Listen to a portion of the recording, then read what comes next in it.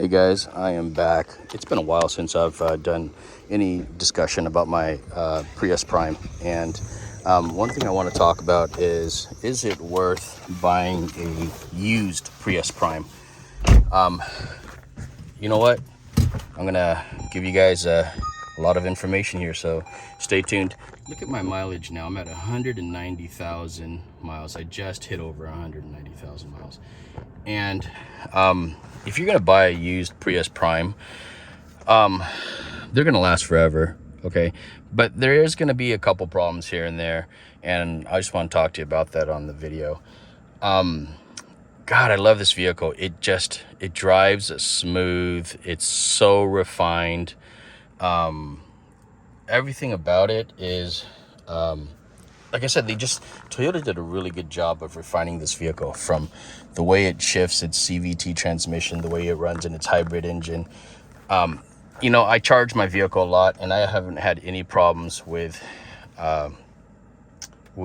charging, and the battery life has been good. My EV range has been pretty good. I'm averaging almost 60 miles per gallon with charges here and there, so doing really well, guys. If you're gonna but here's the thing: if I'm in someone's shoes and I'm looking to buy a used Prius Prime, make sure that the coolant looks fresh and full. Obviously make sure that check the oil dipstick. Make sure that there's nothing low on the fluids. Obviously, when you take it for a drive, you're gonna feel the alignment, you're gonna feel the shocks, the struts. Pay attention to any noises that you might hear, as any red flags. I've had to replace one wheel bearing in this vehicle. Not too bad, but I did have to replace two of the rear shocks, and those weren't too horribly bad to replace. It was a little bit of a pain in the butt, but they did have to be replaced, and I think I did that around 30,000 miles ago. It's in one of my videos. I do all my maintenance on my Prius. So in my vehicle, this is the second time I've changed the transmission fluid, and I tell you what, it runs top notch, guys. Like, I feel confident that this vehicle is going to last easily 300,000+ miles, no issues. Although I did have an issue with electronic issue, and that was a $3,000 fix. Okay, so that was expensive, guys. So this thing went all black. It blacked out. Honestly, I don't know what the heck happened, but at the same time, this charger here also stopped working. And I went to the dealership and they gave me I bought a new screen. I think it was like $2,500, something like that. It was like $2,500 for the new screen, and then they charged me $500 for the labor, which is just stupid and ridiculous, because you could easily replace this yourself. All you got to do is pop this plastic piece off. There's some accessible screws back there. It's in one of my videos too. I would have just done it myself. So if that happened again, I probably would have just bought the part new and replaced this unit myself, because all it has is a bunch of piggyback plugs in the back. I mean, there's a lot of piggyback plugs, but you just unplug it and replug it in. So that would have saved me about $400 or $500 on labor. But other than that, guys, oh yes, the other one. I was getting white smoke coming out the tailpipe, and I was like, oh God, what the hell's going on? And so I checked my coolant, and my coolant was going down pretty fast. It was dropping like every couple days. And so there was a leak down below in the catalytic converter. There's an exhaust. So essentially, the way they engineered this vehicle was they had a coolant pipe tubing go to the exhaust catalytic converter area to heat up faster. Honestly, it doesn't seem like it's necessary. It does not affect emissions whatsoever. It's just to heat it, and there's a leak down there, and so it leaks into the catalytic converter, blows out as white smoke.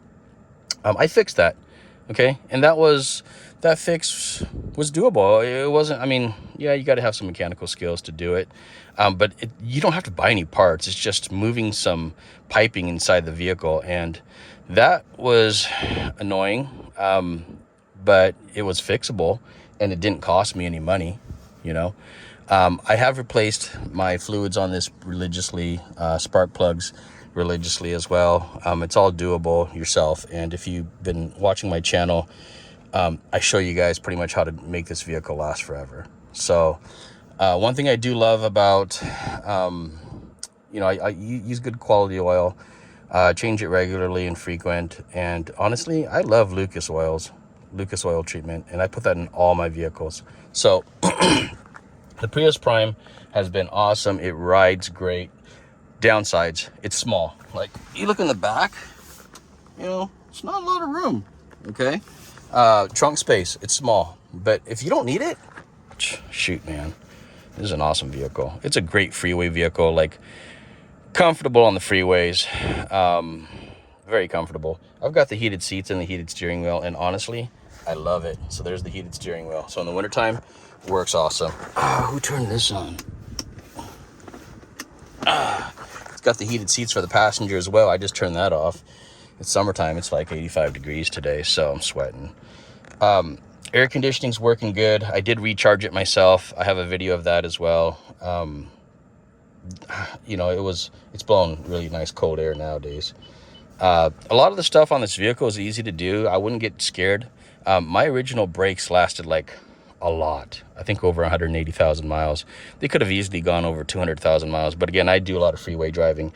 And if you're going to buy a used Prius Prime, I wouldn't be too scared of high mileage. I'm more worried about how well did they maintain it. I did drive a pretty good significant amount on electric range as well. So that also saves engine life. And so, that's something to consider as well. I had the Comma 2 in here, which is the self-driving unit, and it actually worked really good. So for freeway driving and long commutes and stuff, get the Comma 2, Comma 3 now. It drives pretty good with it. It just kind of turns your vehicle into self-driving. So that's what I love about it. Pretty comfortable. I mean, it drives like a luxury vehicle. It's so quiet. Like the windows, like these windows, side windows, are freaking thick. It's like, let me see. I mean, look how thick that is. Seriously, man. So the wind noise is exceptional. The road noise is exceptional. I'm still on my original windshield. No cracks, okay? Like, it's good. I mean, I've got some minor chips, but I've been able to keep my original windshield here from getting any crack lines. So I do, if I get a rock chip, I'll put some of that rock chip repair resin in there, and then I'll just scrape it off. Seems to work pretty good, let's see. Does good enough in snow. I've got a lot of videos of my Prius driving in snow with studded tires, and honestly, it does just fine. I haven't had too many issues, never really got stuck anywhere. So Prius does good in the snow as well. Just make sure you have studded tires. Oh, one thing that is annoying though, that I do hate, is that the tire pressure monitoring system, it does not store the codes. Okay, so like a lot of the other vehicles, so for example, in my Honda or my Subaru, if I swap out and put snow tires on, my tire sensor light will come back on. But at the end of the season, and I switch them back to the original summer tires, the lights go back off automatically. In the Prius, it doesn't do that. So in the Prius, when you swap out winter tires for your summer tires, the TPMS light stays on, and you have to go to and then when you put back on the summer tires, you have to go back and have it reset. It doesn't store the codes. So that's probably one of the most annoying things about the Prius that I didn't like. Or you have to buy brand new TPMS monitor sensors for the snow tires and then program it for that. Kind of annoying. Whatever. Right now I'm using Bridgestone Weather Peak tires, and they are an all-weather tire with a snowflake symbol, and I have driven in the snow with them, and I've got a video of that as well, and they were fine. So that means I don't have to switch over to studded tires, but I would if I got a lot more snow up here in the Pacific Northwest. What else? Again, visibility in this car's, it's not bad. I mean, you got to get used to it. Like, the rear view mirror is kind of small, you know, so you kind of need to get used to that part, but it's quiet, man. I honestly, if I didn't need or want a bigger vehicle, I would be a-okay driving this Prius more, and I probably will drive it a little bit more coming up here on some of my longer trips. We'll see. I mean, right now I love my truck that I've got, my Ridgeline, so my son uses this most of the time, but you know, he doesn't even drive it very much. Like, he hardly uses the vehicle. You know, kids nowadays, they just love to be in their room and play their video games and things like that. Plus, he's going off to college, so this vehicle is going to get driven even less. But yeah, I've got a big family and with at least like 6 or 7 cars that I maintain. And I've been maintaining my vehicles forever. But yeah, love the Prius. If you guys have any other questions, let me know. Put it in the comments. Love to get your feedback. The headlights are awesome. Fog lights are not bad. I like the fog lights in this vehicle. The brights are great. You know, it's amazing. So nighttime driving is great. I love the heads-up display, and that might only be in the limited or the advanced edition. The big screen here, the touch screen, well, you guys have heard me complain about that many times. Definitely not my favorite user interface, but whatever, it works good enough. Yeah, not a fan of it, but that's fine. It does have the self-parking, and I've honestly maybe used it once or twice. It actually works. You know, got to figure out how to use it, but it actually works. Let's see, I'm going to turn on the engine mode. Let's see here. Get this thing to start up a little. And you got to charge the vehicle up every so often, run the engine, keep it lubricated, you know, so that's kind of all important. Especially because my kid doesn't drive my vehicle very often. But totally, guys, you're not going to regret buying a Prius Prime. Again, the biggest issue that I had was that coolant leak. Don't mistake it for a head gasket, okay? You're not going to get head gasket issues in a Prius Prime unless you're abusing your engine and not changing the oil properly. Parts on this vehicle are not much to buy, but, you know, pretty standard, I'd say, standard pricing, you know.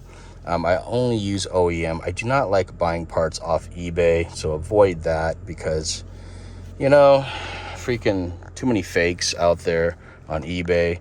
I bought a couple used parts on eBay. Huge mistake. Like, I bought some rear shocks and struts off eBay, and I had to buy brand new ones because I installed it and it still didn't work out very well. So go to spend some money, buy the OEM parts at the dealership. At least you know that you're getting the original parts that Toyota built with the vehicle.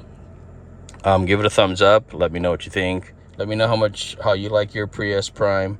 Again, I've got 190,000 miles, and look forward to watching it grow. Over and out.